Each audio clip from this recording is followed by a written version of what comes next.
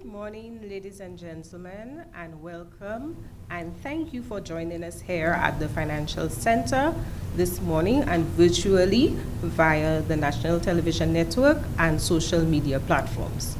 Today, day 3 of the National Competitiveness and Productivity Council's Productivity Awareness Week 2021, the NCPC is encouraging us to propel towards becoming more resilient, innovative, and productive.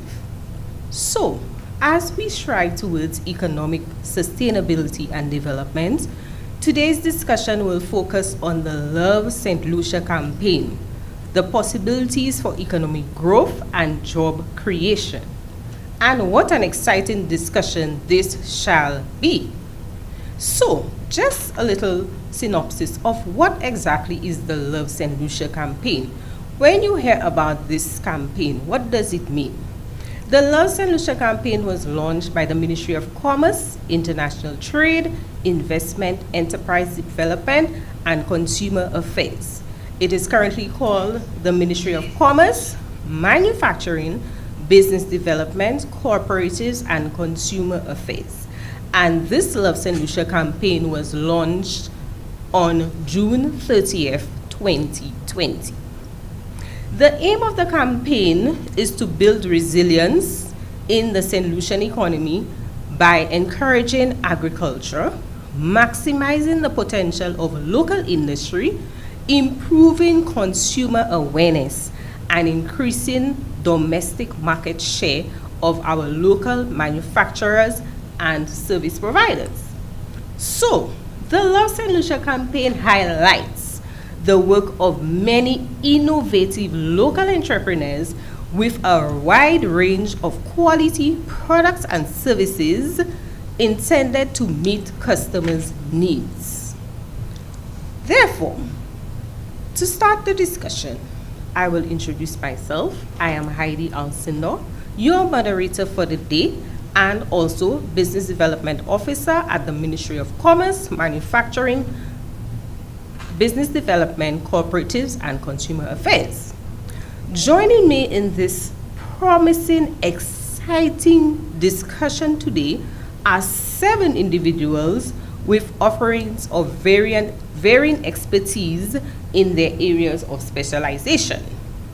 So, without further ado, it is an honor to present to you our distinguished panelists. The remainder of the panel will join us shortly, and they will be given a brief introduction. So to begin, on my left, far left, I have Dr. Thomas Samuel. He is a trade and development economist by training, a graduate of the University of the West Indies, and also a graduate of in the UK, specializing in the Master of Science with a distinction in economics and finance.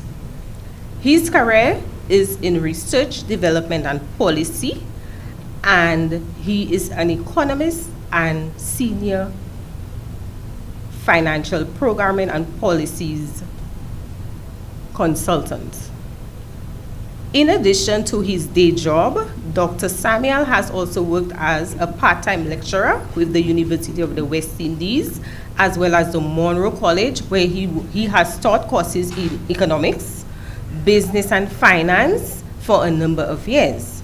He is a former member of the New Zealand Association of Economists and the Caribbean Public Research Institute based in Jamaica.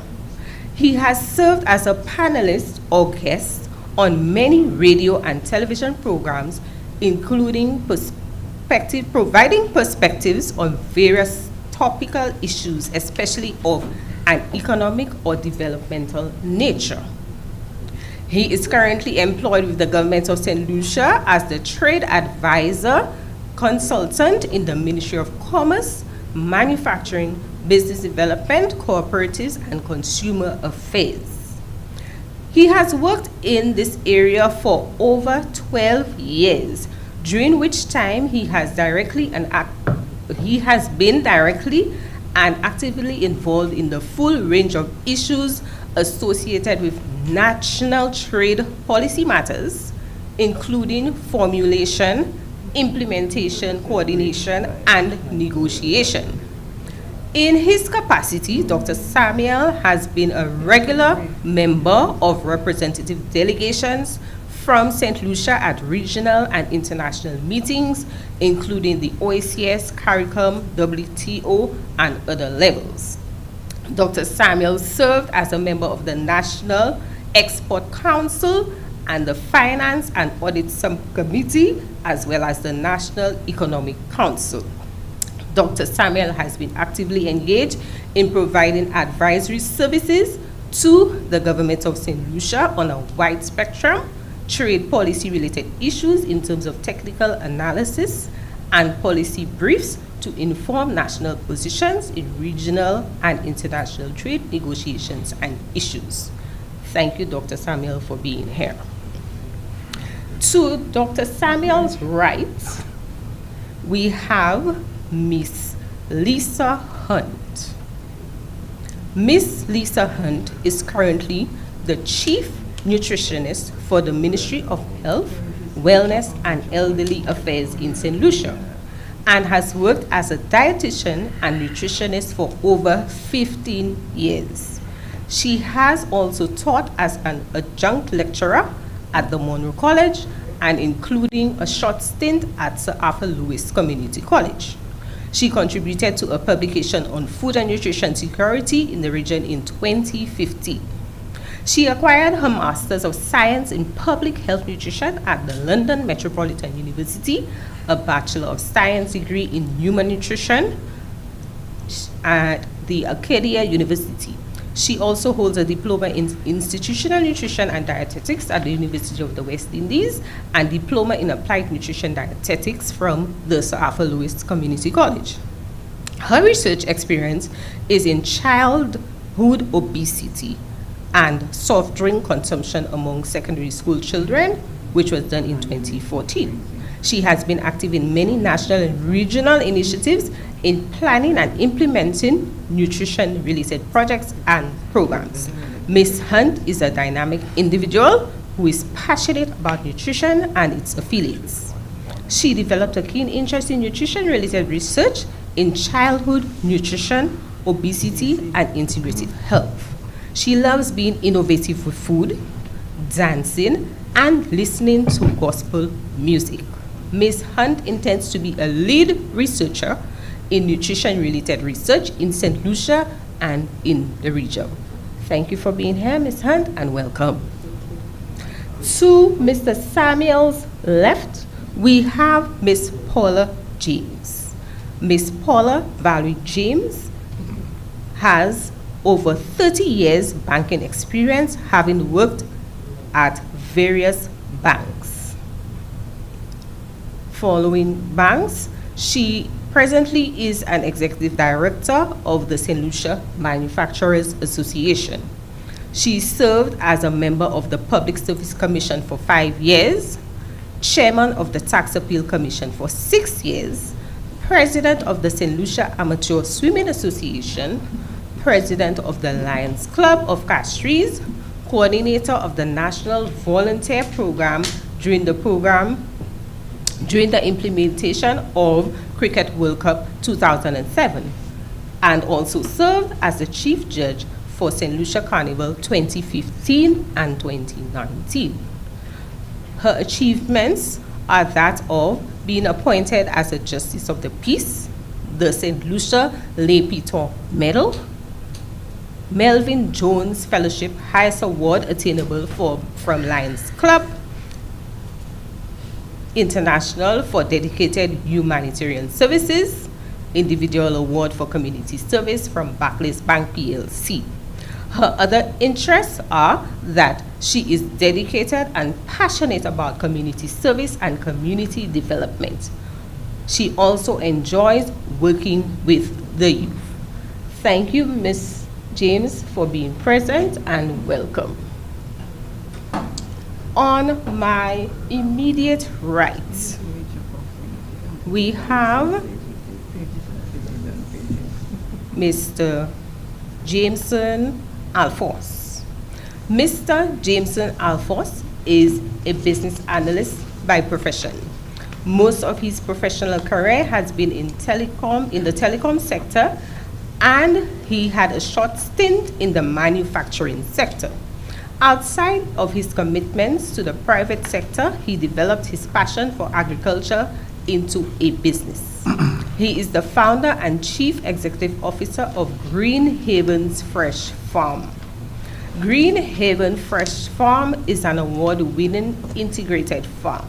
He started the farm in 2010 with the intention of modernizing his family's old farming practice by introducing greenhouse technology. The farm grows crops in a combination of aquaponics, greenhouse production, and open field production, and currently being developed is to provide agro-tourism tours, which is a new innovation by Mr. Jameson. In the 2016, the Chamber of Commerce, Industry and Agriculture awarded the farm. He won 3 awards in the following categories: Green Awards, Idea of the Year Award, and Prime Minister's Award for Innovation. Winning these awards is a clear indication that the farm's business model is viable and stands strong among the competitive giants. The awards strengthen his courage to continue developing and modernizing the farm and advancement in agriculture and business. Thank you for being here, Mr. Jameson, and welcome. To Mr. Jameson's immediate right, we have Ms. Colleen Joseph. Ms. Joseph is from the Corporate Planning Unit, Ministry of Agriculture. She is an economist by profession. She has a passion for local foods, local products, agricultural produce, and general products. She loves going to the farms and meeting and speaking to the farmers and hearing of their experiences. Thank you, Ms. Joseph, for being here, and welcome. So, now we go into our little discussion on the Love Saint Lucia Campaign, the possibilities for economic growth and job creation. So, I invite our panelists, each of you, to give a brief summary or brief remarks as to what is your role in the Love Saint Lucia Campaign, and what is your take on the possibilities for economic growth and job creation by promoting this Love Saint Lucia Campaign. Anyone would like to start first? Go ahead, Dr. Samuel.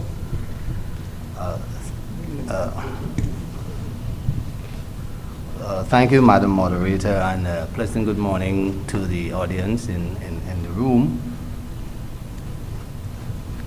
and also those that are following this discussion virtually on the platform. The initiative is one that we are familiar with. It's called by many names, but we're talking about the Love Campaign, which, as we were told, seeks to stimulate demand in the local economy by strengthening small firms, for the most part, in the production of both goods and services. The timing of this, or what may have prompted this initiative, I think, was a shock to the economy. In particular, the disruptions to global supply chains and regional supply chains as a result of the advent of COVID, which affected logistics and so forth, and made made it all too clear to us that we needed to depend on ourselves more, reduce our external dependence, and have some level of food security in the first instance, and to have own domestic supply chains to be able to mitigate the effects of such a shock. And that makes a compelling argument for stimulating the local businesses. But there's a larger narrative, around that as a strategy for growth and development. Because, and this is an area that's been studied, and it has been found that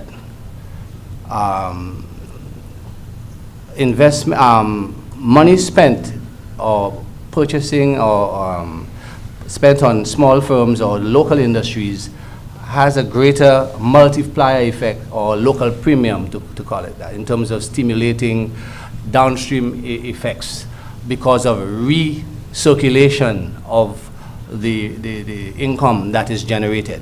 One of the advantages of doing that is you have what we call less leakages. And when you have less leakages from the circulation of income, you have a higher net impact on the local economy. So that makes a compelling case. Most of the persons that are involved in producing that would be the target audience that we're talking about, are people that are essentially connected. They are from the community, so they have a vested interest, and so there's that sort of stability, I feel like commitment, I think is a good word, to the development of the community and the country. So you know that this is not money that's just going to be repatriated, or these people have a footloose relationships and they will disappear in the short term. So there are a lot of arguments around the world, and a number of countries have been now revisiting that, as we see what we call, some say, a resurgence of nationalism in the face of concerns and declines of globalization. And you've heard of campaigns such as in the US, you've heard on the former president especially, well, not make America great again, but buy American, and that sort of thing, especially in the steel industry and other industries. You see a sort of change in the orientation of countries to look inward as opposed to looking outward, which was really the dominant paradigm of the last 2 decades. We have been seeing a shift in the face of these global shocks. So I am encouraged, and I support the government of St. Lucia for this initiative, which will pay a lot of dividends for St. Lucia in terms of job creation and stimulating economic growth because of increased economic demand. Will I get to come back or just? Yeah. Okay, but if I am permitted, I'll also come back and speak about sort of an ongoing challenge that countries face in rolling out strategies like this because of commitments in international agreements, such as in the WTO. Even when we say local, what do we mean? How local is local? The whole idea, sometimes we have local and national, are these the same things? And in the context of regional agreements such as the CSME, Revised Treaty of Chaguaramas, national and regional are some almost sort of equivalents. But is that the intention of a program like that? I rather think that is not the case. So there are lots of issues that present challenges to countries in rolling out buy local. This is really what it is. Strategies to increase participation of the local economy in terms of local content and so forth. But it is not without its challenges, which I hope maybe we may get a chance to speak about a little bit. But just let me say, one of the main factors that I believe will drive the success of the local campaign, I think has already been outlined, but it really comes down to a really sustained marketing push and education of consumers to the sort of, it's a win-win strategy that benefits them because of the circulation in the domestic economy benefits everyone. So with these few words, I would yield the floor back to the moderator, and if I get an opportunity, I certainly like to delve a bit further on some of the sort of related issues around a strategy of a buy local campaign, albeit called the Love Campaign.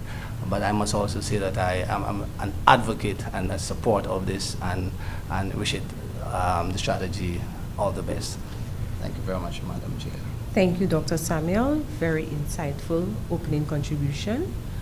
And we are definitely, I am sure that some of you have already, a lot of questions have popped up in our heads as to basically what are the objectives of the Love Saint Lucia campaign, the challenges we may be facing ahead, and what exactly we can do to bypass those challenges and get our local persons to buy in to this Love Saint Lucia campaign. So I would invite any other panelists to go ahead and give a brief synopsis of their take. From the manufacturing sector, we are Love Saint Lucia. We are definitely Love Saint Lucia. Everything we do is supposed to be local and to produce, first of all, to be used locally. And sometimes you have the myth, because it's local, it's not good. I would like to let you know that every one of our processors and manufacturers must follow standards, must. We have at least over 5,000 persons employed within the sector, and that does not filter into our farmers, because about 70% of our manufacturers have to use local farmers. It's a must. We work with them to make sure we can produce a product. Then you have those who can literally build a house for you from the roof right down to the yard. Everything that you require to build a house is manufactured locally. So gone are the days where you have to wait for this to come in from Guyana or this to come in from the USA. We have it locally. And as you can see, as over the years, they are all expanding. They have serious challenges, yes, because a lot of people do not realize some of the things we have. A lot of doors and windows, everything, that's made locally. Yes, we may have to import the lumber, but the final product is done locally. So in all of this, Love Saint Lucia is local manufacturing, and we have over 70 members in our association. However, if you look on the ground, let us look at condiments. They have hundreds of persons, micro, really micro, one person, two persons doing these sort of things to sell every day. Massey, the biggest supermarket chain, is one of our largest customers for every aspect except the section when it comes to building. Food is challenged through Massey. And to get into Massey, you must have a standard. You must have a quality.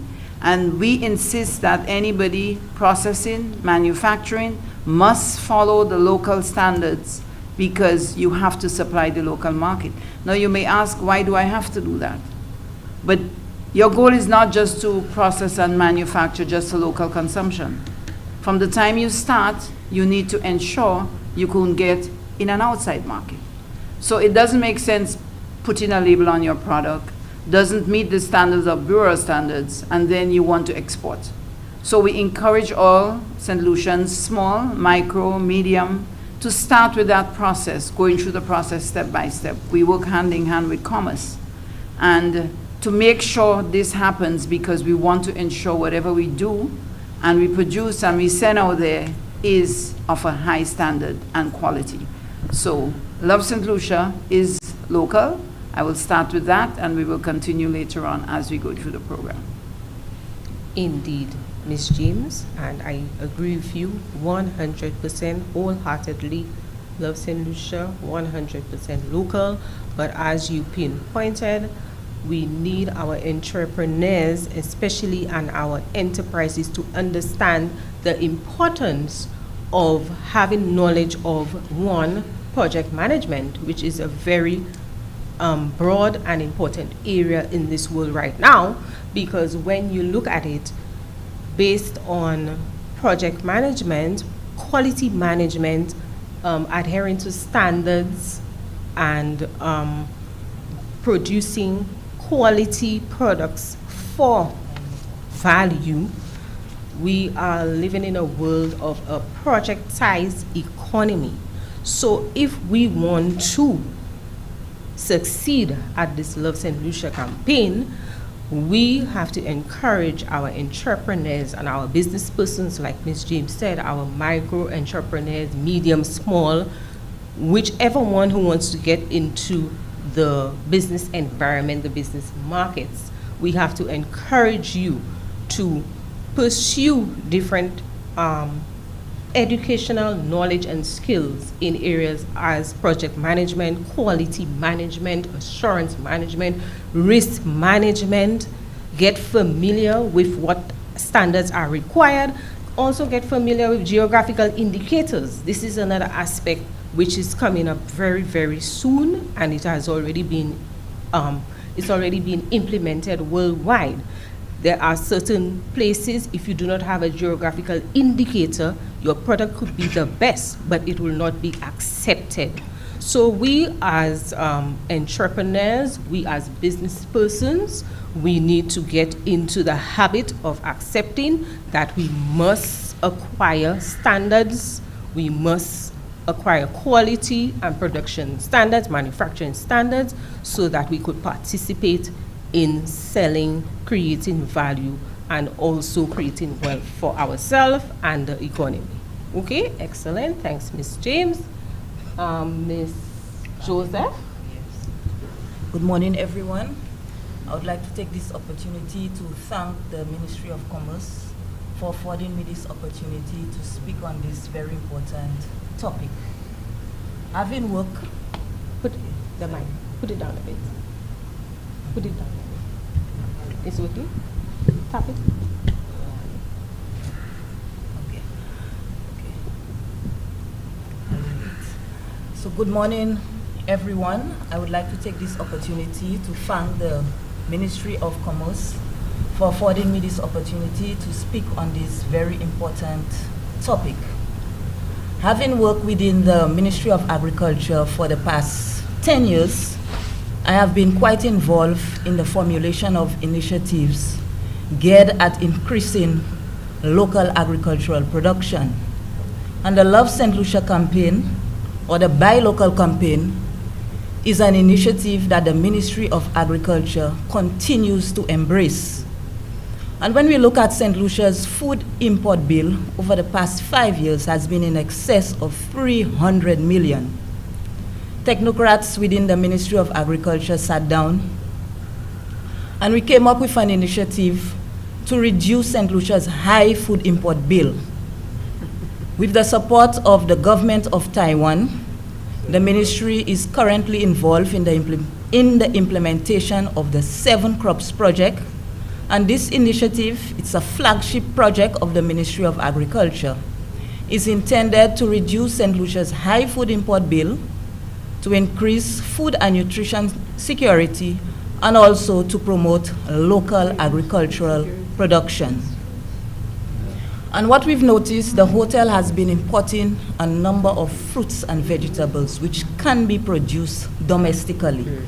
And these include cantaloupe, watermelon, pineapple, tomatoes, cucumbers, bell peppers. And these commodities are currently being produced by farmers, but they were not being produced in sufficient large quantities to meet the demands of the hotel sector. So with the support of the Taiwanese government, we have been providing support to our local farmers to increase the production of these 7 crops in the first phase. But we also plan to implement a second phase where we're thinking of going into the production of other agricultural crops. And so far, this initiative has met with great success. We have been having some farmers markets, which are currently being held monthly. Farmers markets are currently being held in various communities island-wide. And farmers are displaying local agricultural produce. Consumers are coming out to support farmers. And the ministry has recorded lots of sales of agricultural produce through this initiative. We have also been working with the schools to promote the school feeding program. Our extension officers have been working with the schools to promote the school gardens in an attempt to boost the consumption of local agricultural produce. I know the Ministry of Health has been quite instrumental in the development of menus which embraces locally produced agricultural products. So the Ministry of Agriculture continues to support this important initiative, Buy Local. We encourage our farmers to produce. I know there are many challenges that our farmers in St. Lucia face in terms of quality issues, and the Ministry of Agriculture is working assiduously to put the necessary things in place to alleviate some of these problems. I know we have our pack houses, which are HACCP certified, to enable farmers to produce better quality agricultural produce to support the needs of the hotel sector. In addition, we encourage even our students at the schools, the various primary schools in St. Lucia who are part of the school feeding program, to consume our local agricultural produce. And we've noticed increases in cases of non-communicable diseases in St. Lucia, diabetes, hypertension. And the agricultural sector, has been coming up with a number of initiatives to address these non-communicable diseases by encouraging even our consumers to buy local instead of all those processed commodities. We are working together to ensure that the cost of local agricultural produce is affordable. We know that farmers are being challenged with the high cost of inputs. There's also climate change, which has affected agricultural production, continues to affect agricultural production. We have had many incidences of droughts, excessive rainfall, and this presents challenges to farmers in St. Lucia. So we have been working with donor agencies to provide the necessary support to farmers to enable them to produce under these changing climatic conditions. We have been working with donor agencies to provide support in terms of greenhouses to increase agricultural production on island. So thank you. I'll contribute probably some further. Thank you, Ms. Joseph. You see, that was so nice, short and sweet and smooth. So you see, from the agricultural standpoint, there are lots of challenges, but there are lots of benefits to be realized when we look at the Love Saint Lucia campaign. She spoke about the high import bill. We do not want in the next 1 to 2 years for us to have this huge burden over our heads of importing such large quantities of products and services that can be produced locally. This is why, in terms of the NCPC's theme for this year, we have to try to be resilient. We have a lot of challenges, we know. We have a lot of hurdles to cross, but we have to strive to get through them. We have to be resilient. We have to be innovative whilst we've been resilient, because a lot of the times we believe that we cannot do better because of the challenges we face. But no, just a little touch of innovation can put in that product to make it better for you, can increase your production, can increase your manufacture. Also, we need to rethink and redesign the way we do things. We like to get stuck in the same puddle. Get out of the puddle and try to go and cross the nice road. We always think that we're in the puddle and we must stay in the puddle. There are opportunities for us to be innovative, not necessarily acquiring too much expense, because when we hear innovation, we're like, no, this is about money. But no, like Miss Joseph said, there are opportunities for us to get assistance. We can get help from varying donor agencies. I know Taiwan, the Taiwanese embassy has been playing a huge role when it comes to increasing crop production, as she said, and other programs. Also, we have for businesses in terms of be redesigning their produce and their products. We at the Ministry of Commerce, we also provide businesses and entrepreneurs with several services in terms of skills gaining with the assistance of the German Savings Bank, which is now rebranded, right? They rebranded to a company which I can't pronounce. We also have Boost in terms of providing incubator services, networking opportunities to farmers, to producers, so that they could network. If I don't have this in terms of production, I could call a stakeholder to assist me in bringing together our resources for us to produce whatever is missing. So at the end of the day, we all have to make it work by trying to rethink, being resilient, being innovative, so that we could boost our production and love our St. Lucia, love what is locally produced, go into better quality standards for products and services. Yes? Excellent. So, Ms. Hunt or Mr. Jameson, would you like to? Okay, Mr. Jameson would like to go last. So, Ms. Hunt is the best before the last, or the last before the best. Yeah. What Yeah? do you mean, save the best for last? Save the best for last. Okay. Thank you. Good morning, everybody. Thank you for having me. And my role, coming from the Ministry of Health, my role here in the Love Saint Lucia Campaign is to encourage St. Lucians to love your body. So in the Love Saint Lucia Campaign, think of love that body or love my body. And so what that means is we want to encourage persons to eat food that is locally produced or locally grown. Why do we encourage persons to eat locally grown foods? Is because we know that it is closer to the plate. And so because your food is closer to the plate, it makes it healthier for you.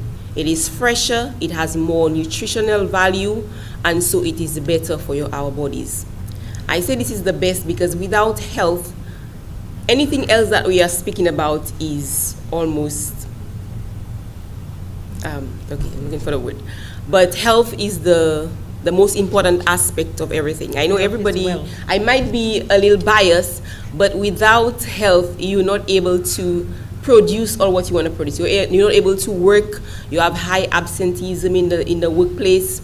You have a high burden. Even the economic growth of the country is affected. And so we want to encourage persons to buy local and to eat local foods because it is healthier for us. When we purchase foods from imported foods, we don't know what is in those foods. And I use an example that I was preparing cheese. I think it was yesterday. And the cheese does not melt. What I've found is that the food industry, they're experimenting a lot with ingredients that may not be edible and may not be, and most likely will affect our health because we don't know what they are. And so a lot of things are being manufactured or experimented with to put into our foods, and we don't know what we are eating. Some of the things that we are consuming we cannot recognize.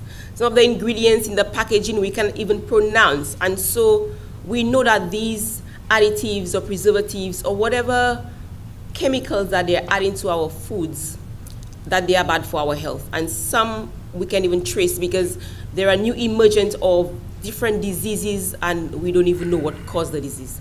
And it all starts with what we put in our bodies. So with that campaign, I encourage all St. Lucians to love our bodies, take care of our bodies, and eating local foods. We know where the foods come from. We know where they grow. Think of our fruit trees. You know, they are more likely to be organic if they are grown here. Who's going to put chemicals in mangoes? You know, the mango trees, they grow because, you know, they have healthy, nutrient-rich soil. And so you know what is in your food, you know, and so it makes it fresher, it makes it healthier, and it helps to have good health. So with that said, I encourage everybody as we strive to have a healthier nation and to reduce our incidence and prevalence of chronic diseases, let us take care of our bodies, especially our young children. They are eating lots of junk food. And so this conversation that we are having here, we understand, yes, eating local helps to boost our economy, but it is a cycle. As you boost the economy, you have healthier people, more persons are working, and so eating healthy, you have a healthier nation. Thank you. Thank you, Ms. Joseph. And like they say, health is wealth. And everyone would want to be wealthy in terms of health. Loving yourself is the key, because when you love something, you adore it, you cherish it. So why not love our own health? Yes, love our health, love ourselves, be healthy by consuming locally manufactured goods, foods, which come from rich nutrient soil. Yes, and also just a little addition, it doesn't only involve health in terms of when you're healthy, when you're healthy, you more energetic, like she said, in terms of work. You can be more innovative, you can think more, you can do more, you can live longer. Our health system will not be so burdened because we have full, healthy people walking around with boosted immunities. So by eating the local, we boost our immunity. Yes? Excellent. So we save the best for last. Mr. G.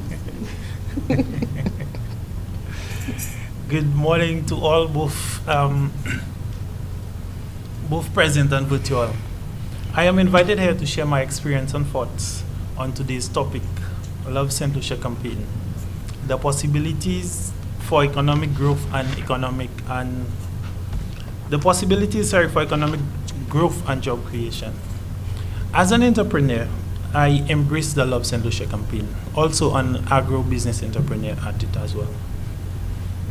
The Love Saint Lucia Campaign seems to be focused on the commercial aspect of commodities, meaning marketing, selling of goods and services. I would also like equal emphasis or greater emphasis focus on the enablers in terms of the business aspect of the Love Saint Lucia Campaign as well, because we do need businesses to provide the goods and services that the Love Saint Lucia Campaign can promote. Currently, there are many challenges that we entrepreneurs, agro-businesses face in terms of producing the goods and services that is required for such. Many of those are access to finance. My colleague talked about the 7 Crop Project, and many of those are focused on many individual farmers. One of the challenges, actually talked about quite a bit, are cooperative, whereas cooperatives and associations do have a major advantage. It is also our demise as well, as we see many of them have failed. So my question is to be more prerogative that is it now the time to promote and develop individual businesses, individual farms and farm entrepreneurs? I don't have the statistics to confirm, but I believe that around 80% of our produce are produced by 20% or less of our farmers. I see Mr. Dimil in the audience. He can maybe verify that later on. It begs the question that do we need more larger producers so that we can help meet and mitigate the food security challenges we face. And in doing so, we can also promote the Love Saint Lucia Campaign greater. So for now, this is my short input, and I will be part of the discussion later on. Thank you, Mr. Alphonse. And definitely a burning question. Do we need more manufacturers and producers, or should we further enhance the ones we have to make them better in terms of quality management, in terms of innovation? Because Mr. Jameson also is an innovative entrepreneur, agricultural entrepreneur, in that he has produced, he was one of the first ones to do the greenhouse Aquaponics. initiative. He also was one of the first ones to do the aquaponics, and he also is gearing towards incorporating ICT into his farming practices, which is a form of innovation with the agro-tourism. So at the end of the day, we have to look at all these factors. Also, he mentioned that when you look at it, not many persons in terms of going into agriculture, especially the youth, where is the interest? We have to look at all of these, and one of the things we do at the Ministry of Commerce, especially the SBDC, the Small Business Development Center, we have programs which we offer, which brings to the fore persons who have ideas, how they could develop it. This program is called the Design Thinking to Develop a Business Program. This program helps in what Mr. Jameson was saying, whether you want to either increase your numbers of producers and suppliers, or whether you want to redesign what they already have and make it better. And in terms of job creation, this will enhance our job creation in that Mr. Jameson would now have somebody who is skilled in aquaponics, right? Creating several jobs. So we want to do a balance at the end of the day. What exactly we need to find out, gather together as stakeholders. This is why we have such a discussion and such a wide, diverse range of panelists, as you could see, because we want to have the discussion as to whether it is we have to, in being resilient, in being innovative, in being productive, in manufacturing, in loving St. Lucia, promoting our local products and services.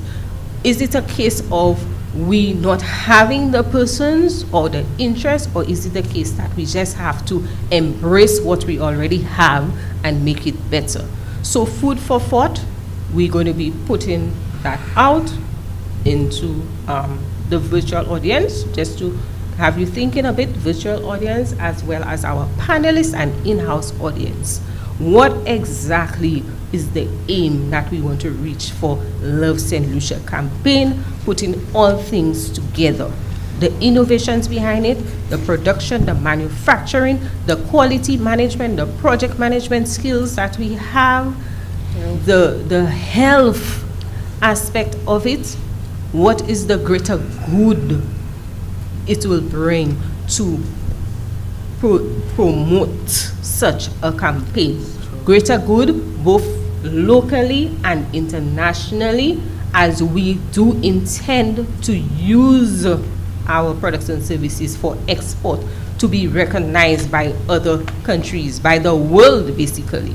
So in this environment, we have to be very aware of the challenges, the possibilities, and moving forward with the innovation, the ICTs, the networking, etc.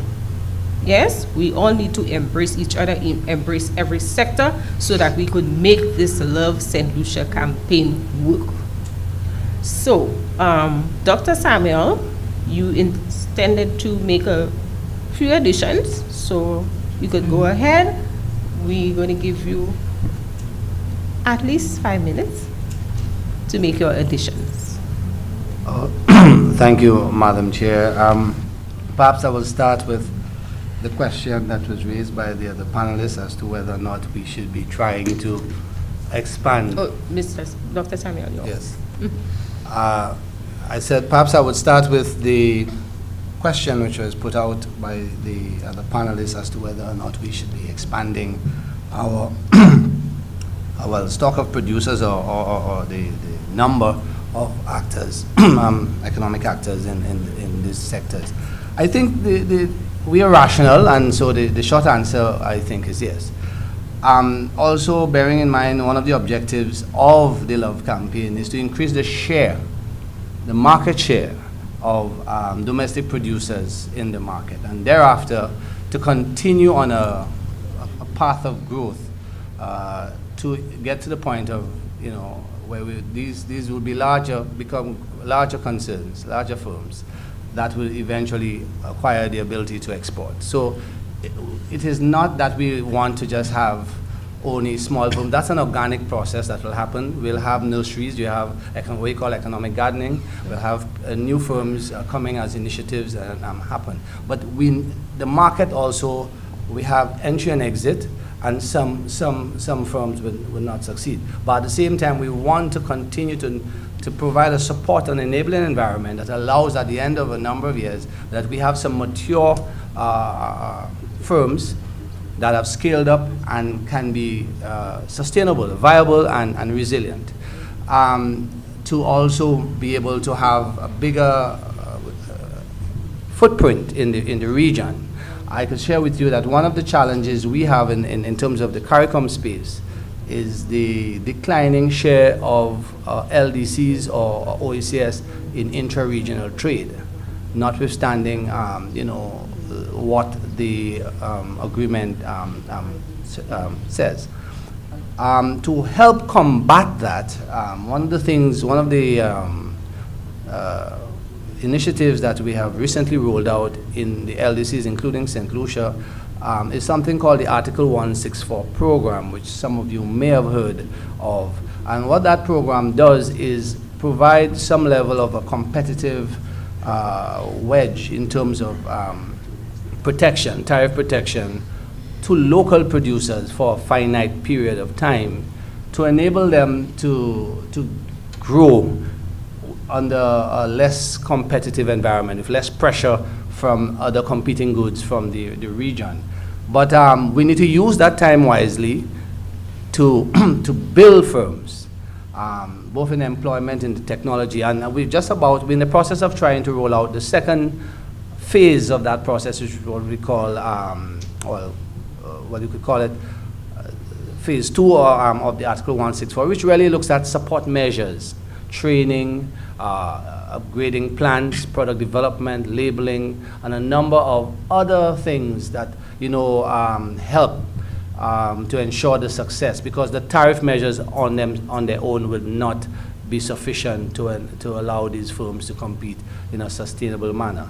So this is just another issue that I wanted to bring to your attention, the initiatives that are being taken both locally and regionally to boost local firms so that they can grow, and so there's a correlation we expect from that in terms of market share, which is really the point, that we have larger firms. We have a number of agreements, even in the CARICOM space, with, say, Latin America. We have an agreement with Costa Rica, Colombia, and we have Dominican Republic, we have Cuba, and so forth. But we are not able to penetrate those markets or really take advantage of these agreements, again, because of the supply side constraints that we do not have enough output. We need to grow into larger concerns that can survive the vagaries or the challenges of trade in outside of our borders. So we must use the domestic market as a sort of a nurturing ground to build stronger firms. So I hope that helps to you know, provide an understanding why we would need to do this. We need to build the firms, and then thereafter they will be more sustainable.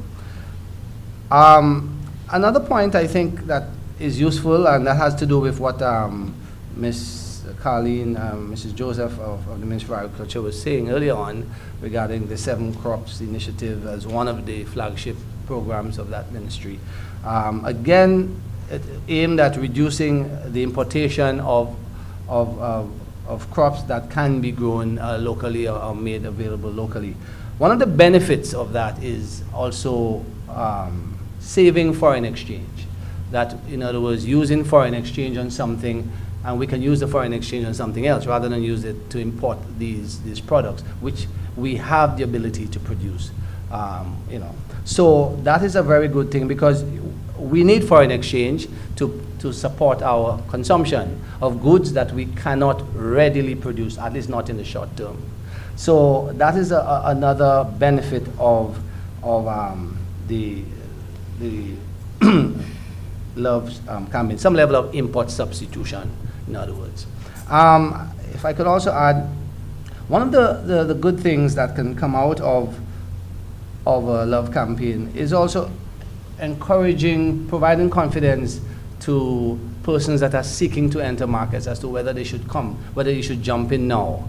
And when you see that you have this sort of promotion and people are beginning to buy in, you might be more willing to go to the banks or to roll out your plans that you had sitting around for some time. And so we get a little bit of entrepreneurship, promotion of entrepreneurship, which is something that we need in terms of more firms coming out and participating.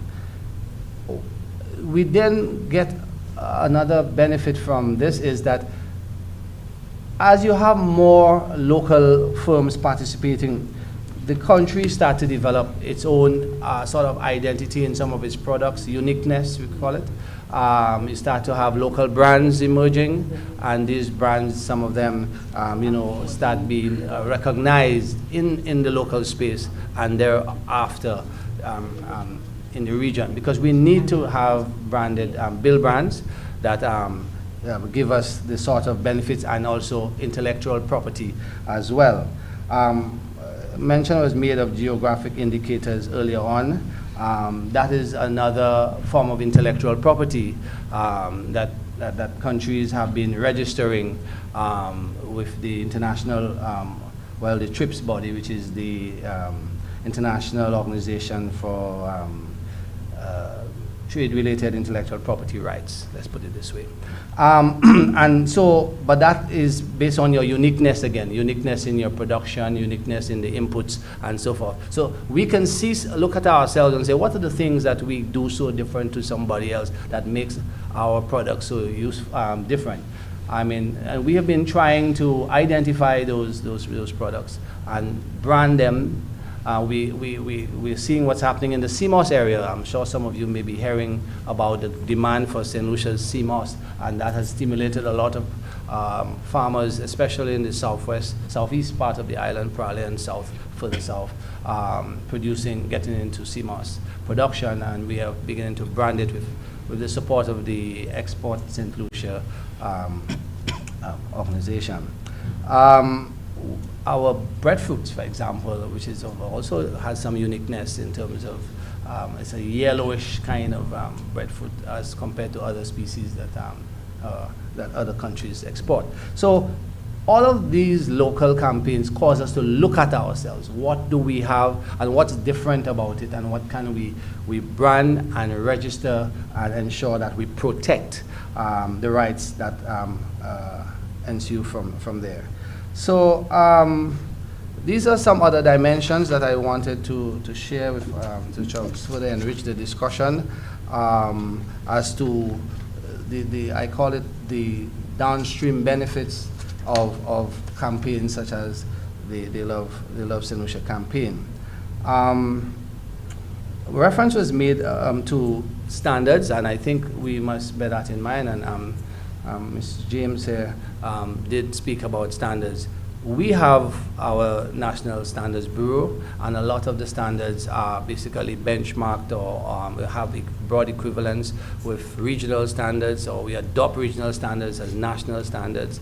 And so you need to have no fear about the products. The products are being produced in conformity with the technical regulations and standards. So there's some quality assurance built into this. But I also want to say to you that we also have the use of technical standards as barriers that affects entry, and that's one of the considered to be sometimes not a negative, but countries use administrative requirements and technical standards and conformity assessment requirements, etc., as barriers to prevent or frustrate the entry of competing goods from outside into their markets. So there's also that aspect of it. But focusing more on the initiative, really, it's an initiative that we need to connect the dots to make sure we create the supply chains so that we can have the maximum impact. And that is where I think we need to improve. For example, the rules of origin for trade in the region has what they call eligibility requirements in terms of local processing, how much processing is there. Sometimes government incentive programs and various initiatives require a certain level of domestic, what they call local content requirements. And that also helps to ensure the economy, domestic economy participates. So Love Saint Lucia Campaign is another initiative that more or less fits right into that whole approach to developing a sector. So we have just been now 1 year, just over a year and a few months, and I hope we find a way to measure progress with some of the firms by monitoring them in terms of the various performance indicators to see how they're doing, get a sense of their challenges so that we can tweak and take timely interventions to ensure that in 5 years we would have done ourselves well in terms of having a successful program that has built some firms that are more resilient and viable. So I'll yield again at this time and come back if necessary. Thank you, Madam Chair. Thank you, Dr. Samuel. So now we are at the exciting part, because I love asking questions, and I am sure the audience members, both in-house and virtually, have some burning questions that they would like to pose to our panelists. So I would take the opportunity to open the floor to you, both virtual and in-house audience. For our in-house audience, we have a microphone to the back, so you could just kindly get up and proceed to the microphone and pose your questions to the panelists. Hello. Thank you, Mr. DeMille.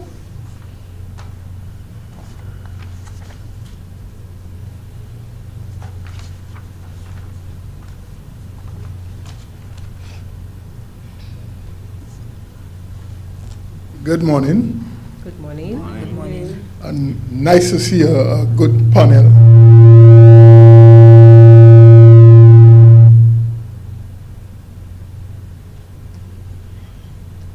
And I know once we're discussing anything local, I want to be involved, because it's my passion too. For somebody who used to be in the hotel sector and now come into the supermarket, the retail industry, you know, I think I have a good understanding of what actually happens. But Doc, you made some really good and valid points, and you know, mostly everybody I heard speak today, you know, said some of the correct things. One of the challenges and mine might not be a question, it might be comments, right? I think Jameson spoke about the percentage that make up the market, and he was talking about whether we need to go with individual farmers or if we still need to revisit the farmers group. I think the answer, although I know Doc tried to answer, but in fact he answered, but I think it's a little of both. You know, in moving forward, we need some people are better together and some are good on their own. I have farmers individually who sell to me on a yearly basis, maybe 2 to 3 times what any of our farmers groups sell. So you see there's people that can actually be on their own. But there's persons, you need to hold them by the hand. It's either, you know, the enterprise is not big enough, you know, to warrant them dealing with a transportation cost, dealing with so many other costs, you know, that they would have to deal with on their own. So it's better the group. But we need to visit the groups. We need to revisit and change, because that's one thing that's constant. We always going to have change, and we always need to have change, because nothing stays the same, you know. And the evolution continues. Because I'm sure we all know the man who invented the car, he wasn't the one who invented the air condition for it. So the evolution continues, so we need to think about that. I think one of the things I will have for the Love Saint Lucia campaign, a lot of people come to me and I see a lot of broken dreams. And sometimes I have to take a lot of my time, and my staff will come to me, why are you spending so much time trying to do that? You know, I see that person difficult. It's not about that. First, we have to seek to understand, right? And second, we have to see how we could direct persons. A lot of persons get frustrated with the system. We need to get the system to be user-friendly. So when somebody have an idea, they know where to go.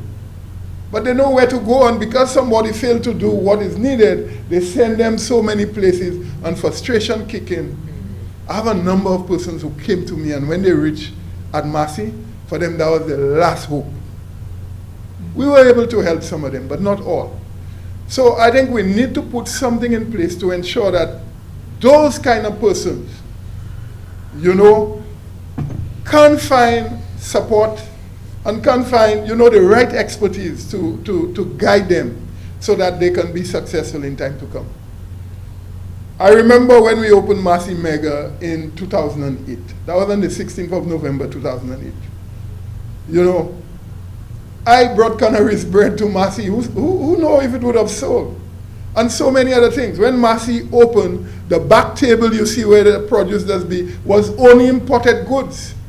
And I went to my boss at the time and I tell him, listen, I'm going to change that. We're going to make sure that it's local people alone represented there. Because I always tell my management team, and my management team is very passionate about that. I want you all to know that we don't want to develop a business and we do not include the communities and the same people who have to patronize us. Those are the same people. They need to share in the wealth too, right? Another thing I think we need to do, I think we need to have a competition, and I don't think the ministry need to do it alone. I don't think the private sector need to do it alone. I think we need to come together and see how we get people to develop some of the products that we think have a good market appeal out there, right? And then maybe one or two, we could, you know, through donor agencies or what, get the support to get them started. But one of the things that I see happening too much is people get started and there's no continuity, right? Even, I know we implemented the Propel project and you see a lot of that. Persons just keep waiting for handouts. They want to be dependent on that all the time. We need a paradigm shift in some of that. Okay.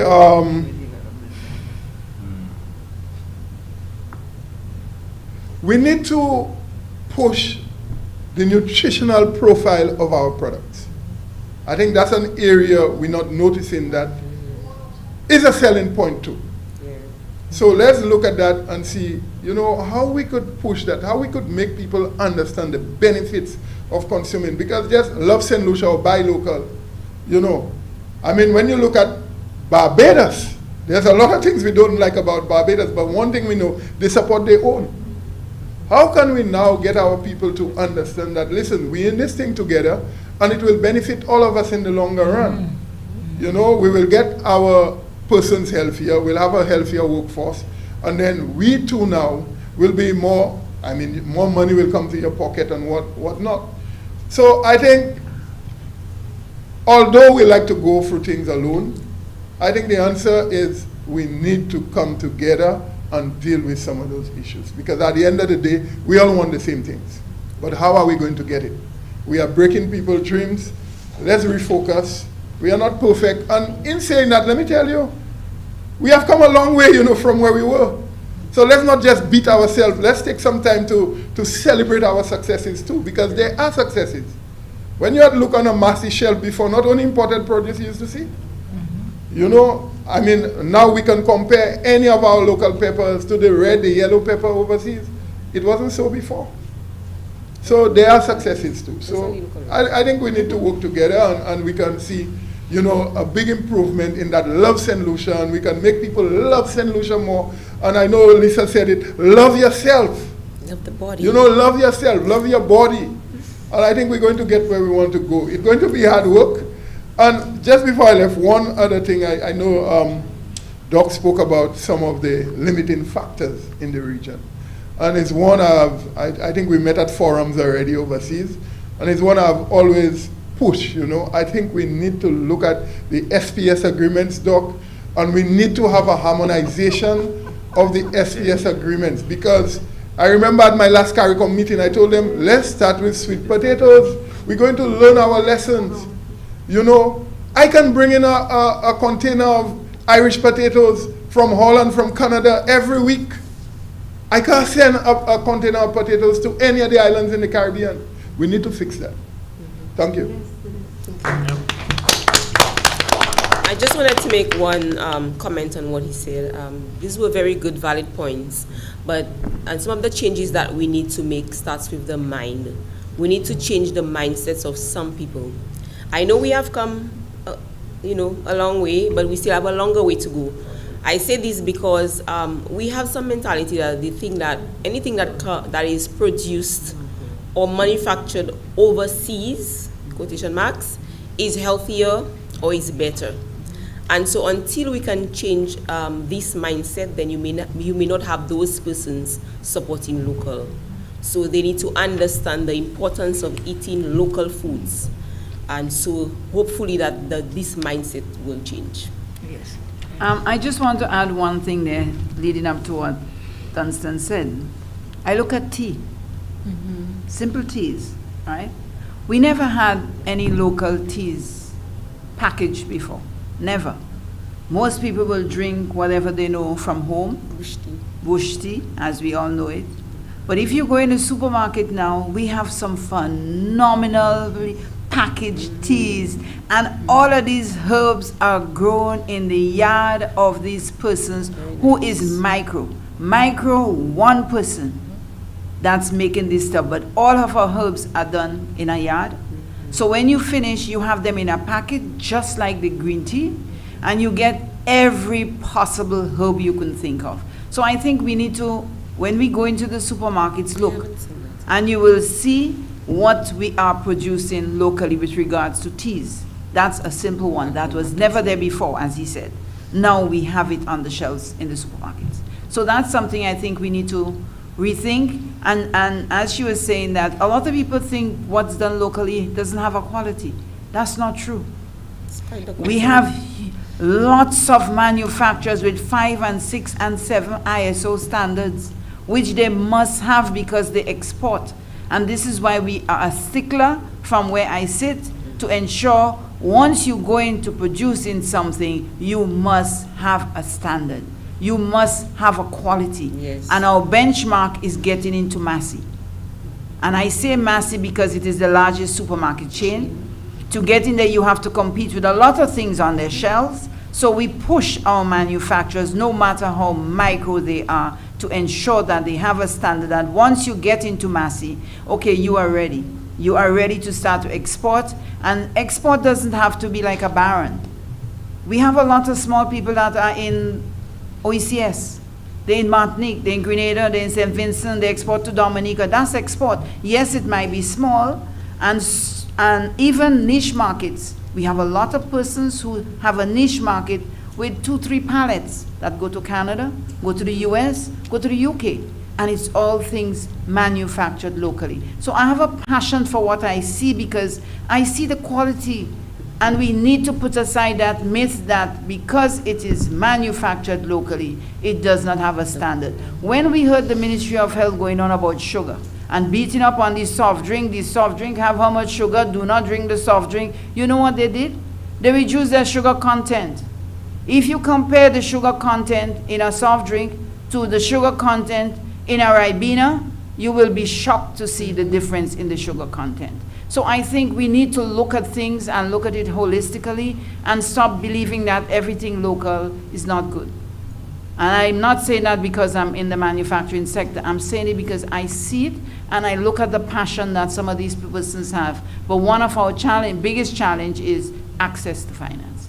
So when the questions on the floor is kind of quiet, I will talk about a few of our challenges. Yes. Just to add to what Ms. James spoke about, quality. If we're going to promote locally produced agricultural products, quality is important. And at the Ministry of Agriculture, in order to be a certified farmer, farmers must go through a 6-week training program where they are taught various topics such as pesticides and chemical application, harvesting, post-harvesting techniques, and so forth. So I think it is an important initiative which the ministry continues to embrace. Good agricultural practices, training of farmers, and I know we have the support of Massey Stores, Mr. Dunstan DeMille. In order to sell to Massey, you must be a certified farmer. So this is a good initiative in terms of having our local products of a certain standard. Thank you. Thank you. Yes? Hi, good morning, everyone. Good morning. There's been a lot of talk about agriculture, manufacturing, etc. But and we always talk about the high import cost, high import bill for food, but we tend to always forget our high import cost of energy. I mean, we're importing almost $3 billion so worth of oil every year, when we have alternatives which could make a massive difference. I mean, our transport sector is pretty much the predominant user of energy or fossil fuels that we have, and we always ignore that as part of our productivity sessions. So that, I think, really needs to be taken into consideration. We also talk about productivity, and I think only Jameson really spoke about ICT, when agriculture is probably primed for that sort of thing, and same with manufacturing. So that the introduction, yes, there's a cost to doing that, but the long-term benefits of, say, IoT within manufacturing or agriculture, we can see we can actually tell, we can be able to find the increase in productivity within both these sectors. And we have a big tech community in St. Lucia that for some reason is always forgotten. And a lot of young people are into tech and a lot of young developers, but we have a very poor system for support, a poor framework for managing, for supporting entrepreneurs.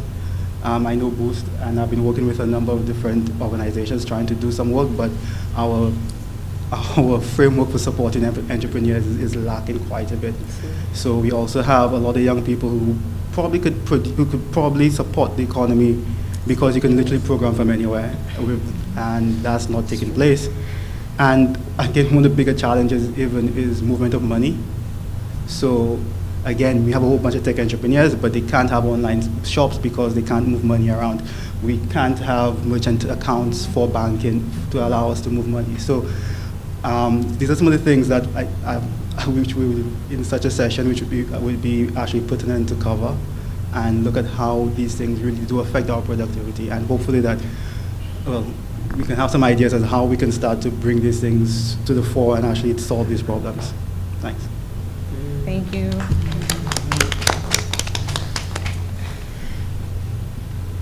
Okay.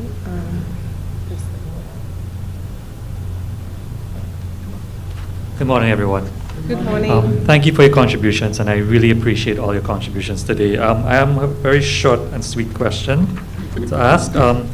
How do we change the mindset or culture of our people, or choose local over the alternative generic imported brands? So how do we change the culture of people to choose local over generic brands?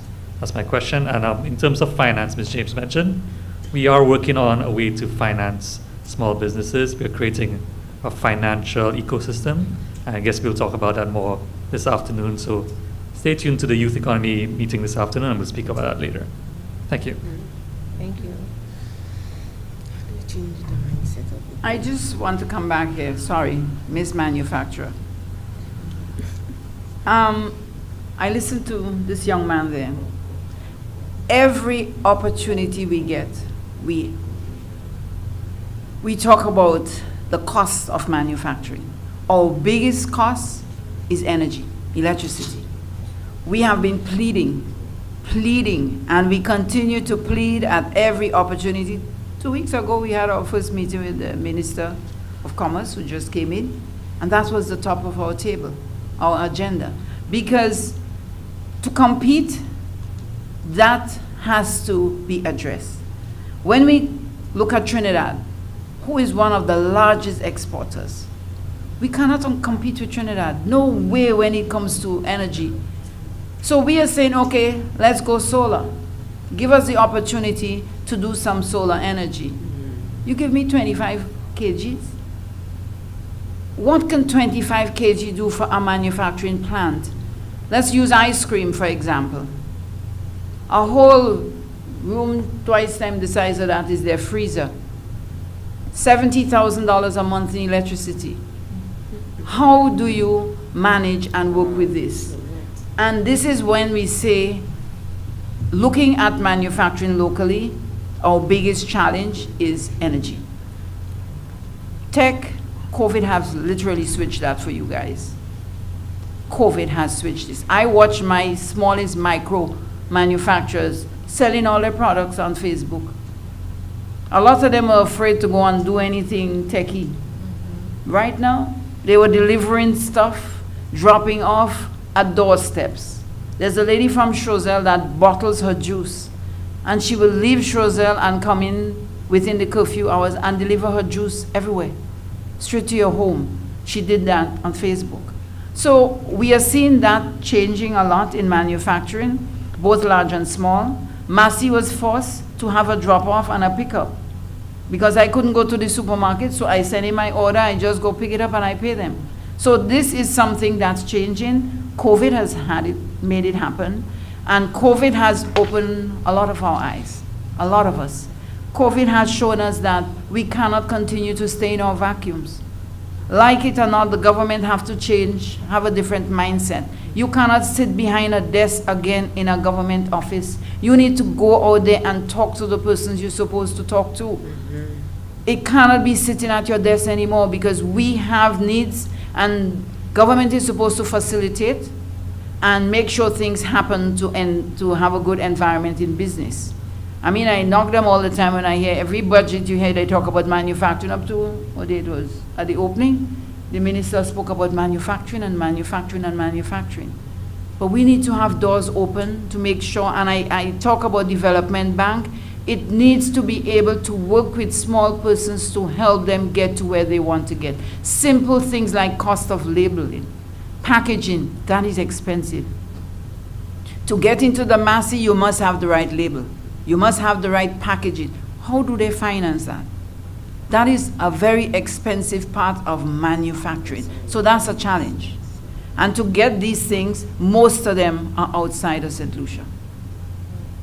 Yes, we have to look at the environment. Yes, we have to fix things. But we also have to look at what can we do to help our people. We sign off on a lot of treaties, a lot. And sometimes us as manufacturers don't get to know it until a year down the road, it comes into effect, and we ask, what are you talking about? We know nothing about it. So this is some of the issues that we have to face as local manufacturers, and it caused serious challenges to us. Serious challenges. COVID has literally knocked us off our feet. We just had an issue the other day with simple PET trays. The trays we have to put some of our produce in. We passed legislation. At the time we did the legislation, we thought, okay, yes, we could have gotten biodegradable trays out of China. Oops, COVID came. Nobody foresee COVID coming. So we had to go back to the ministry to say, guys, you need to change your legislation. We cannot get the right packaging you want us to get because we're trying to help the environment. Helping the environment at this time is not to our benefit because we cannot get the right trays to package.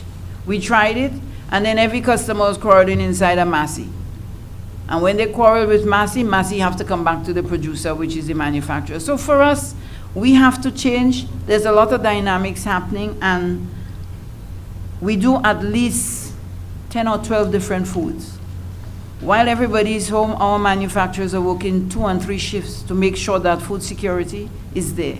Yes, it's a small amount of food, but we have to ensure it happens. Our farmers are critical to us to be able to manufacture and process. So that, in a nutshell, is some of the things we face, and our biggest cost in manufacturing is electricity. We will continue to pursue that avenue with the government and make sure that we can find a way to cross that bridge. Yes, we don't produce fossil fuel, we don't do this, we don't do that, we don't have it here as compared to Trinidad, but we have to find a median to let us do what we have to do to use the sun. Okay, Glenn Simon, I'm really enjoying this panel discussion. But in terms of buy local, support local, the buy local campaign, one of the things that I personally find is, in order to support local properly, the cost of local items. Why is it that local items attract so much or seem so much more expensive than foreign items? And you hear the argument all the time that, okay, we need to eat local, like Lisa has said, but how do you really then, with a person whose pocket cannot get there, how do you encourage them to do that? I find local items are extremely expensive. And Lisa spoke of a good example, the mangoes that are so healthy to eat. And some persons who don't have access to their own tree, sometimes they price the mangoes so expensive. Why is it our local mangoes sometimes attract $4 for $10, $4 for...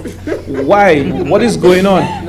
So it becomes expensive to support local sometimes. And is this something that we need to address as a serious impediment to persons supporting the campaign as they should? Yes. Just to add, when mango is in season, you can probably get 10 for $5. When it's out of season, expect to pay $10 for 5 mangoes. Supply and demand. So supply and demand. But you always hear supply and demand, but isn't it that we are sometimes doing price gouging in St. Lucia that is causing persons to have a bad taste for the local campaign and buy local? It's my question. I just want to answer some of that. I alluded to some of it a while ago, right? Packaging alone is costly. We do not make any of the things that we use to package food to sell to you. Everything is imported. We don't have anybody locally manufacturing those things. The simple trays that the things come in, that's imported.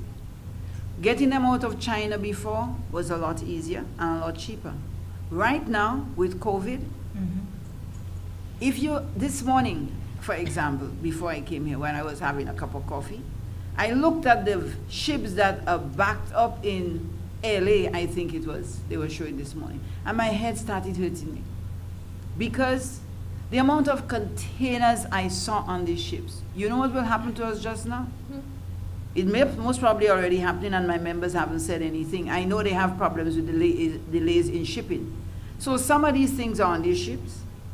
They come into LA, it has to be transshipped into Miami into St. Lucia. So you will start finding you have a problem with packaging. Labels, we have somebody locally doing labels now, but they have to bring in some of their stuff still. The sticky, the paper, your nice fancy labels you see on there, it's not made in St. Lucia. So you would start seeing these things as a challenge. So the cost of manufacturing or producing anything just simply with labels is expensive. All of it is imported. And imported with cost will rise. Yesterday I spoke about it. Just shipping alone right now has quadrupled. What used to cost 5,000, 10,000 US for a ship bringing in some stuff, it's now 25 and 20,000 US. I am sure Dunstan could confirm what I'm saying. And what do you do with this cost as a manufacturer? Some of them are holding back. They said, okay, we're not going to pass it on because of COVID. A lot of people have lost their jobs. Let us not do anything. If you do not pass on some of that cost, that business will fold. And I look at Regodol with her teas. All her sachets, the nice little fancy things that you drop in the hot water, comes from China. So that cost will go up for her, even though her herbs is in her backyard. What does she do with that as a micro person, one person running that business? What does she do with that cost? Absorb all of it? So our products will always be more expensive than the imported products, simply because of packaging, energy, and source of raw materials. So that is something we have to live with. And I mean, I look at, I know a lot about most of them. I look at poultry. Poultry will continue to be costly. Look at grain. Grain has gone up more than 150%. And that is to our feed mill we have in the south. So the cows, the chickens, the pigs that have to eat that feed, that cost will go up. So you will automatically start seeing a small increase in these products. And there is nothing they can do about it to say, okay, I'll absorb all of the costs. If not, the businesses will fold up. So that's something we appeal to the local public to say, okay, we understand our product is more expensive, but we have the edge on the quality and the freshness. So to eat healthy, based on my friend here from the Ministry of Health, this is what you go for, the freshness. Okay, I just have one comment. One thing that the government can do is to provide subsidies or incentives for healthy food, and do the opposite for the foods that are not healthy. So like alcohol, tax the unhealthy food and make the healthy one cheaper. But they're already doing that. Well, they need to do it more. Well, it's not working because people are still complaining, of course. We have to find a solution. We have to find a solution if we have to make our country healthier. They're already doing that. We have to, but alcohol consumption is, Saint Lucia has the highest, especially in young children in the Caribbean, highest consumption of alcohol. So obviously it's probably not, it's too cheap. So we need to make the healthier foods cheaper and make the unhealthy one more expensive. Okay, but let's remember, a lot of our local produce, fruits and vegetables is better priced than the imported. And you could challenge me on that, you will not win. I was referring to what? No, I'm just saying, so it's not everything that, you know, the local is more expensive. Okay. And if we were ever to import cucumbers, that price would be a lot higher than what we pay now, right? I think one of the things the government need to look at, and I've been advocating for that for a while, but with no success. There's a 12.5% VAT on all root crops. I think it's time we take that out, right? Because the government is making 12.5%. Roots and tubers are low in production, so those prices tend to be high. So, you know, I think things like that we could look at, and that could maybe bring down some of that cost for the general public. Yeah, there are things we can do. But I know this gentleman asked a question earlier on how we could change the mindset and culture. Change the mindset. Let me tell you, I'm one that strongly believe once you have a good product, right, the packaging, everything is on point, you will not have a problem. Let's look at our local mushrooms, right? Our local mushrooms, from time we started that project with Plant Grow Eat, have taken over the market. People don't want to see the foreign. You will only see we have the foreign when we have a problem with the local. And right now we're experiencing a problem, and that's because of shipping. The raw material container end up in Jamaica instead of St. Lucia, right? So, you know, but I think once we have good quality, we do the right things, I think people will gravitate towards it. We have seen a lot of people making local their first choice, but sometimes we fail in making sure we're consistent in having the product. So that's some of the things we have to work on. Yeah, we have made some strides in encouraging persons to eat healthier, but changing culture and mindsets can be difficult. It's very difficult. It takes time, and you may have to use different modes. Some people are driven by science, and so if science can prove that, you know, eating local is healthier, then that can help change their mindset. Others, you may have to use other forms, but it can take a while. But we constantly have to educate people and provide them with the information, and hopefully mindsets will be changed. But we have made some strides. Okay. Before Mrs. Carrasco and Dr. Samuel, we actually have a few questions from the virtual audience, and I would just like to pose it to the panel. The first one is for Ms. James. One asks, how does Article 164 help manufacturers? Dr. Samuel alluded to it. Article 164 is only 12 items. It's not on all food. The biggest thing that Article 164 is water, which is because we have some good manufacturers and processors of water locally. And the other things are, I think, Article 164 only have a limited number of items, and it's really to give us time to put all our systems in place. What else we have there? There's, I think, animal feed. A lot of it is animal feed. I think we have Juice. Yeah. juice. No. There's no Article 164. It doesn't cover juice. It's water. You have animal feed. That's regards anything to do with, because the animal feed will feed back into some of the poultry part of it, but it's that sort of thing. We have oxygen, which we don't do a lot of, but we're trying to get that off the ground to make sure we can produce more oxygen. So that was under Article 164. And paints is another product, because we were trying to develop our factory with regards to that. So we wanted to give them time to put these things in place and get going. And one of the things for Article 164 is that the MDCs agreed to do some things to make sure that we can be competitive in the market.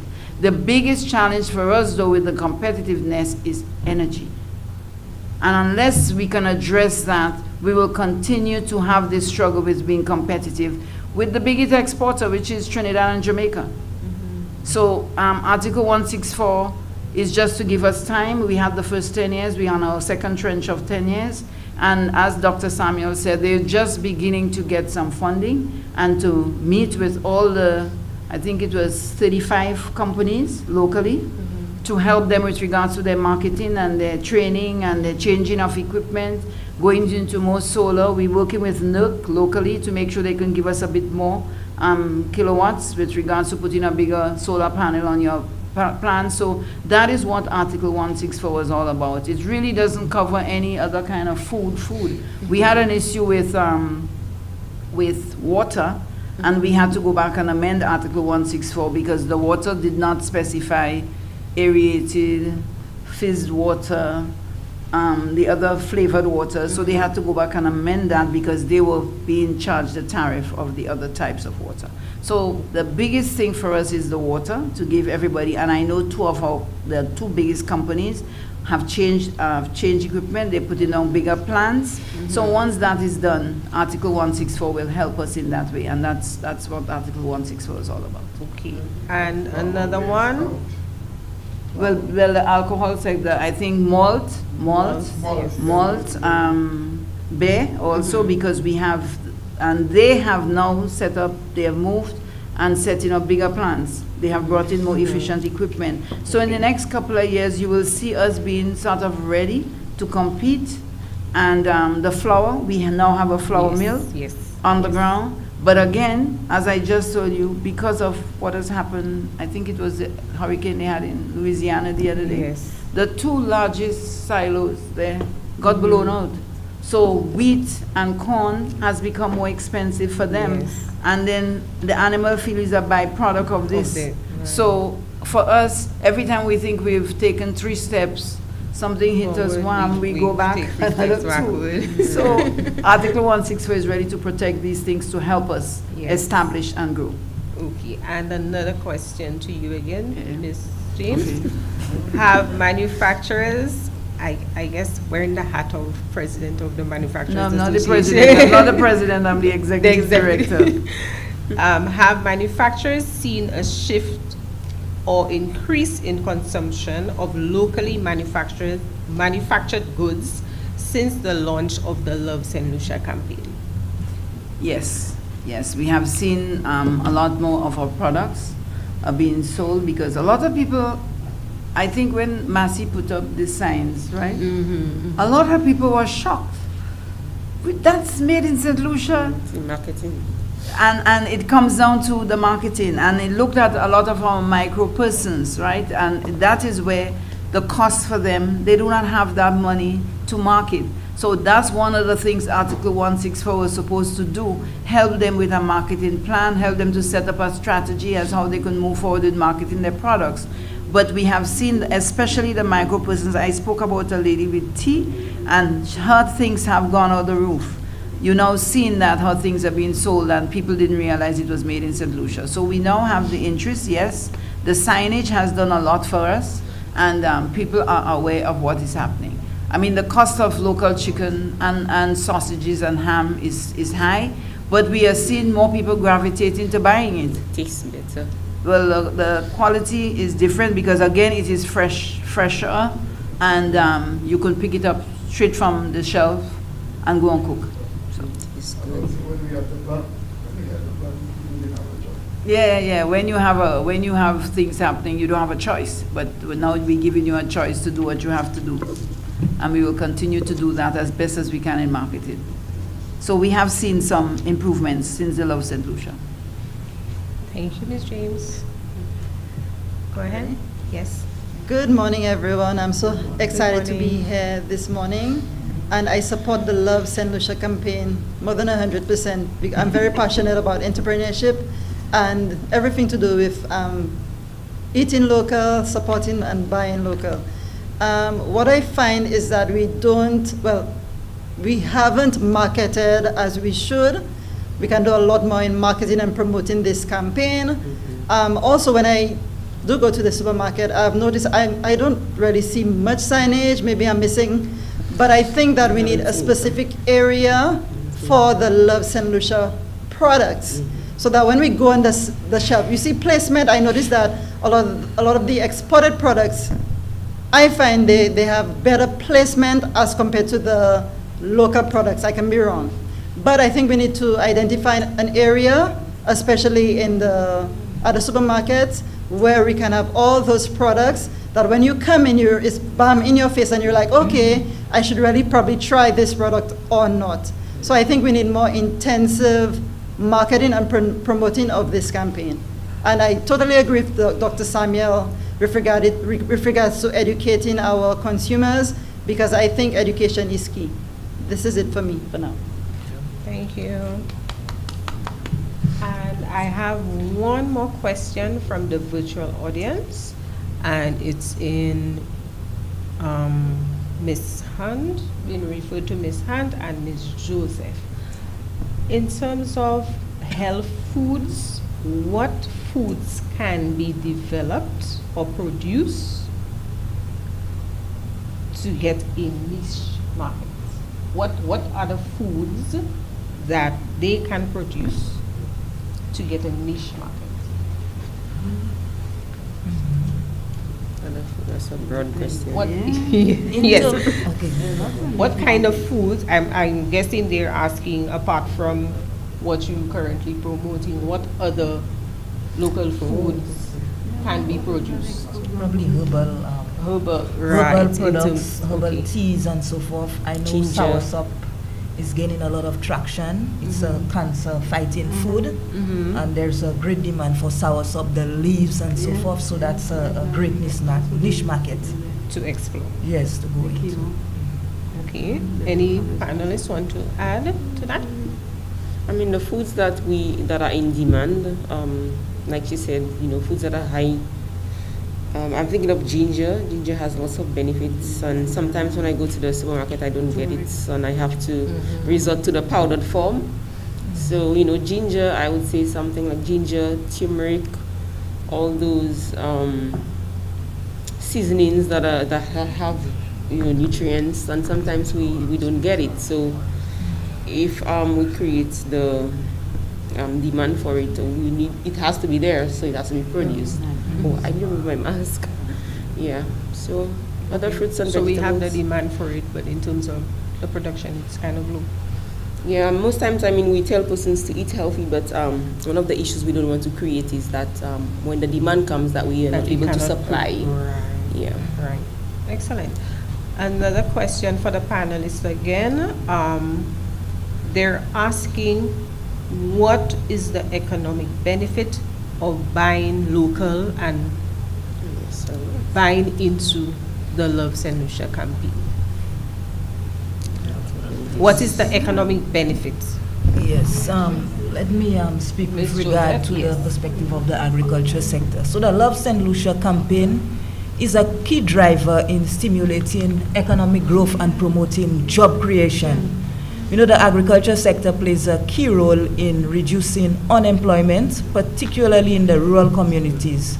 And we have many of our initiatives being implemented within the rural communities. And what we've seen, it has impacted job creation. We see many young persons being employed in the rural communities.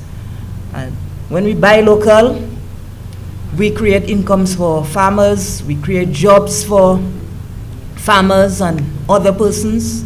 So it has and also allows more money to be circulated within the local economy. So buy local, stimulate jobs, promotes economic growth within the St. Lucian economy, and also assists greatly in reducing our high food import bill, and also reduces foreign exchange being left from our economy.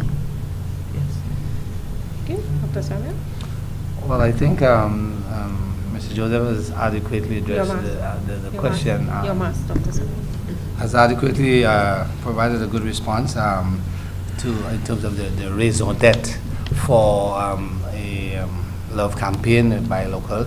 It's really essentially increasing the level of circulation of income in the economy, and from that you have a recirculation, and that's what you need to understand in the community, and very little or less leakages. That means you have a higher multiplier effect, and then that allows us to have increased demand across the industry, across the chain, in terms of up and down the chain, from inputs on all the actors along the chain, from right down to distribution, and down to the transportation and all the other connecting parts in supplying a product. So it's really what this is about. It's increasing the circulation, the flow of money in the economy, and as was said, especially in the rural economy, that is very useful with the agricultural sector needing that stimulation in the wake of decline in other areas like bananas, as we are aware. So it's also on saving foreign exchange through some sort of import substitution, and allows us to rationalize expenditure, to spend more of our money foreign exchange on things that we cannot produce. So it irks me, and when I see we spend foreign exchange bringing in all kinds of things in the ports that we really ought not to use scarce foreign exchange dollars to be buying. So when we produce those goods as the alternatives or substitutes, we now save that money foreign exchange and make it more productive and available for other things like durable goods, that machinery and equipment, things that help to increase output down the road. So that is one of the sort of benefits of the Love campaign. We'll take his question. Okay, take his questions. A pleasant morning, everyone. Good morning. The discussion this morning have been absolutely fascinating and intriguing. However, though we have been intrigued and fascinated by the different contributions, our expectation ought to be that after today, we have to increase on the gains which we've made from the time that the campaign was launched last year, and certainly with the activity here today. From the Consumer Affairs Department, which is an agency of the Ministry of Commerce, undoubtedly it would be remiss of me if I did not say that we also have to encourage our consumers to engage in hobby farming. And this is, it has several components of advantages for the consumers, where if you engage in that activity, it is also tax deductible. And so we had previous comments where we were saying the cost of, and I think Glenn alluded to it, that the cost of local items seem to be overpriced compared to what we obtain from the international regional markets. For example, it was only 3 weeks ago when I harvested at my household about 4 to 5 hands of green figs, and I shared with my neighbor, and my neighbor said, well, Christmas has come. Because that hand of green fig, if he had to purchase it at the local market, it would have been about $25 to $30. And so, while it is true I have not heard much about, hobby farming thus far this morning, but I'd like to encourage our consumers to engage in hobby farming. And my final comment would be, I think we are in a very good place. As entrepreneurs, I think we are in a very good place, simply because one of the products that is quite successful in St. Lucia, and I say so without no form of contradiction, is the carnival product. It is quite successful simply because the locals have bought into it. We have the entertainers. We have those persons who write the different songs.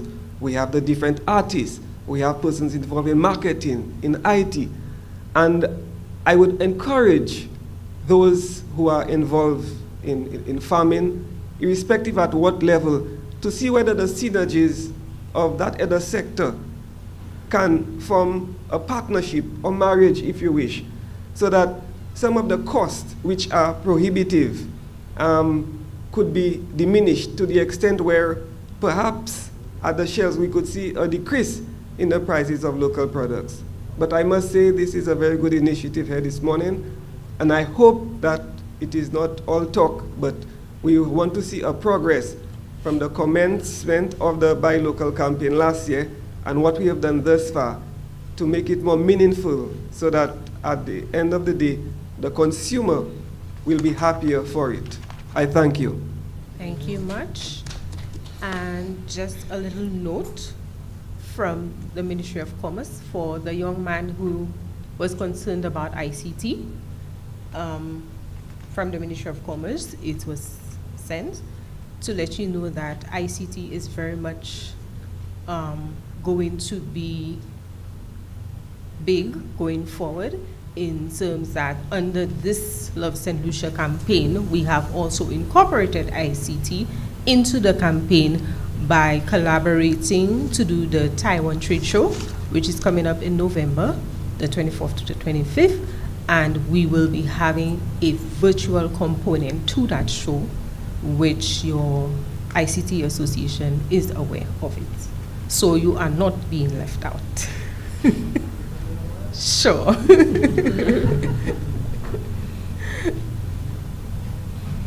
Well, I guess since they're online, they're listening. We've heard that a million times, all right? The same way we've had energy regulations that are supposed to have been since 2010, all right? And they haven't changed since. So we've been hearing and talk for the last 10, 15, 20 years. So I think at some point we need to actually there needs to be something done, because otherwise what will happen is people will either, one, just do whatever they feel like and it'll be disjointed, and two, we're leaving a lot of young people, what was going to test to, that we have within that sector who could actually, from whether it's from healthcare solutions to agricultural solutions, or there are a number of things that they can do, and there's just a lack of, again, a framework to actually support them in doing what they're doing. So when people tell me that, yeah, it's big, until I see it, when I see it, I'll believe it. Well, coming from the Ministry of Commerce, Mr. ICT, I could assure you that during the COVID-19 pandemic, we have all become more ICT geared towards. We are slowly but surely coming in that a lot of the programming, like Dr. Samuel and Ms. James was pointing out, a lot of things we do right now actually involves ICT. We have actually got the entrepreneurs to rethink doing things. A lot of our entrepreneurs are old school. And for us at the Ministry of Commerce, especially the SBDC, when the COVID-19 pandemic came about, we had a challenge when it came to actually reaching out to our entrepreneurs in terms of ICT and virtual. And we had staunch denial, let me tell you, auto denial of ICT. They don't want to do that. And for the programs, what we did, we actually forced them into using ICT and getting on the online platforms to promote their products and services. So we are going, it's a challenge, especially when persons say ICT, information technology, they become very feeble especially in our St. Lucian context, we are not inclined to change. We don't like change. And what we did with our entrepreneurs, we actually forced them to use the virtual platform for connecting us and also for doing courses or being a part of where they're selling. We have them doing e-commerce platforms. We have them doing different platforms using the ICT. So it's coming along. It's definitely coming along. Yes? So we will have final remarks from our panelists. I just want to say to this young man there, what's your name? James. What's your name? James.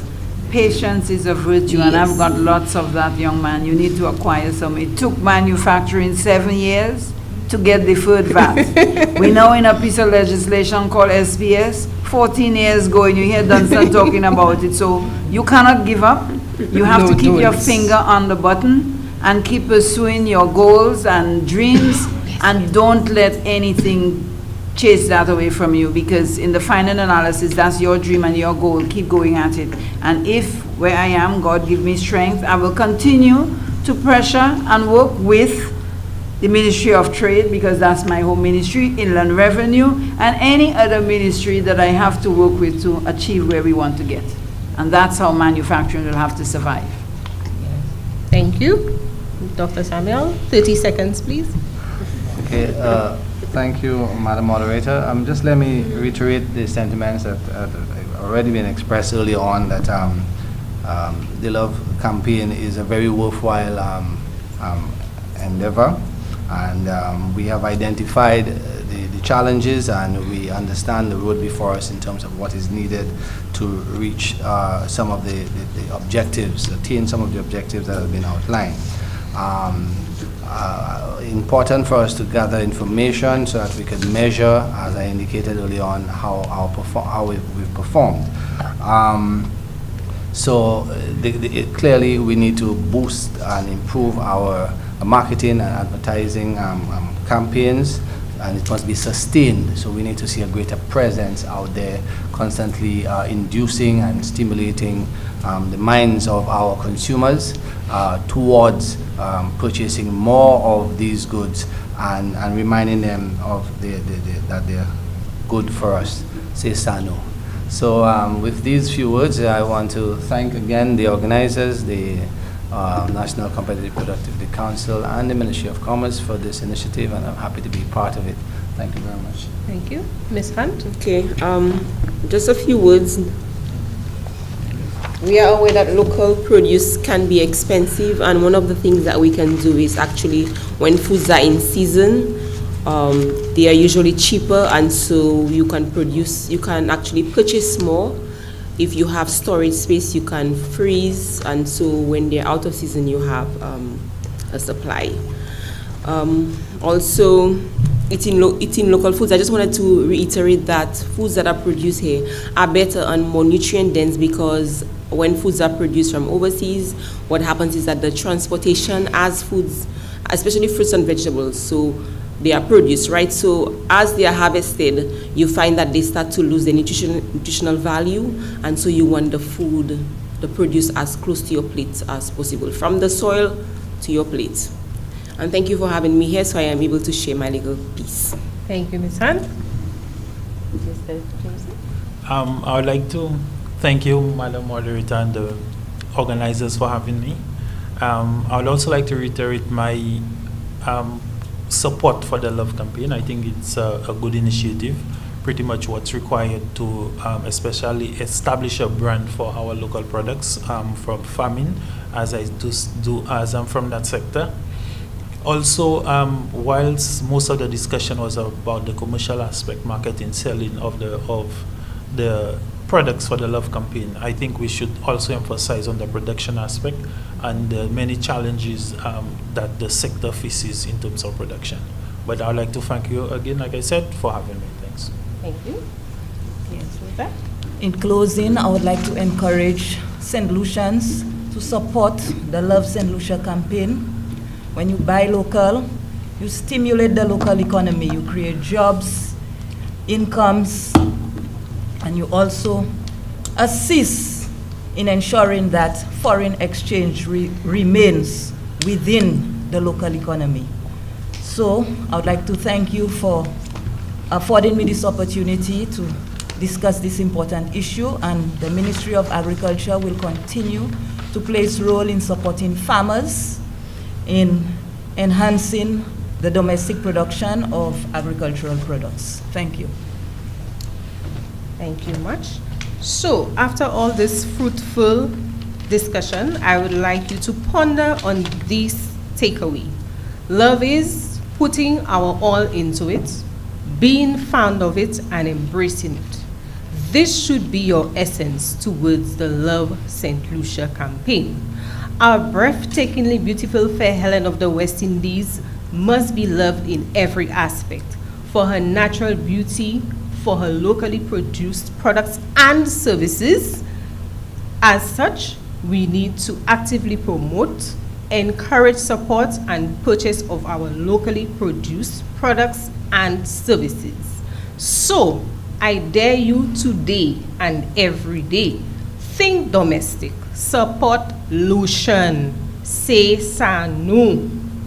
Thank you to the organizing teams for this panel from the Ministry of Commerce, Manufacturing, Business Development, Cooperatives and Consumer Affairs, and the National Competitive and Productivity Councils, panelists, both virtually and in audience. And my name is Heidi Alcindor, and it has been my pleasure being your moderator this morning. Do take care, stay safe, and continue following the protocols. Bye now.